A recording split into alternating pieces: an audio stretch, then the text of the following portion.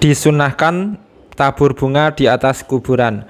Hal ini dijelaskan dalam kitab Fathul Mu'in. Bismillahirrahmanirrahim. Yusannu wat'u jaridatin hadro'a alal qabri. Disunahkan meletakkan pelepah kurma yang masih hijau, yang masih segar atau belum kering di atas kuburan.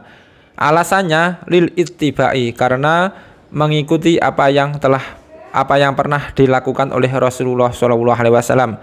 Wali annahu yukhaffafu anhu bi barakati tasbihiha, dan karena hal tersebut bisa meringankan siksa mayit di dalam kuburan dengan berkah bacaan tasbihnya pelepah yang belum kering tersebut. Jadi setiap tanaman yang belum kering, yang masih basah, itu bacaan tasbihnya kuat sekali, sehingga barokah bacaan tasbih tanaman itu bisa meringankan siksa mayit di dalam kuburan. Wakisabiha, dan dikiaskan, disamakan dalam hal ini adalah ma'iqtidamin tarhin nahwi raihan arutob, yaitu kebiasaan meletakkan semisal wewangian atau bunga-bunga wangi yang masih basah, yang belum kering.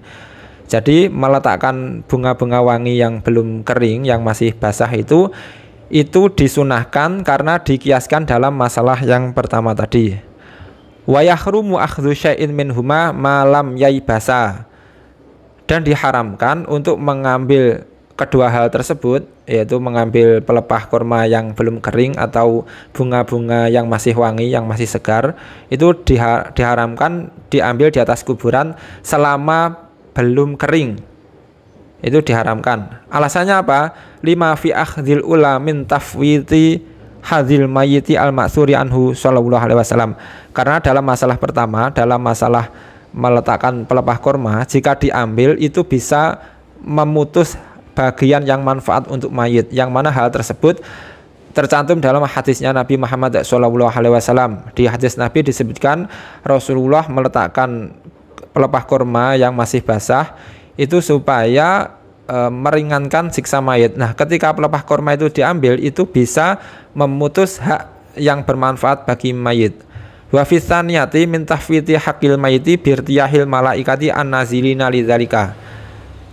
Dan dalam masalah yang kedua, dalam masalah mengambil bunga-bunga wangi yang belum kering, itu jika diambil itu bisa memutuskan hak mayit dengan sebab turunnya malaikat di situ.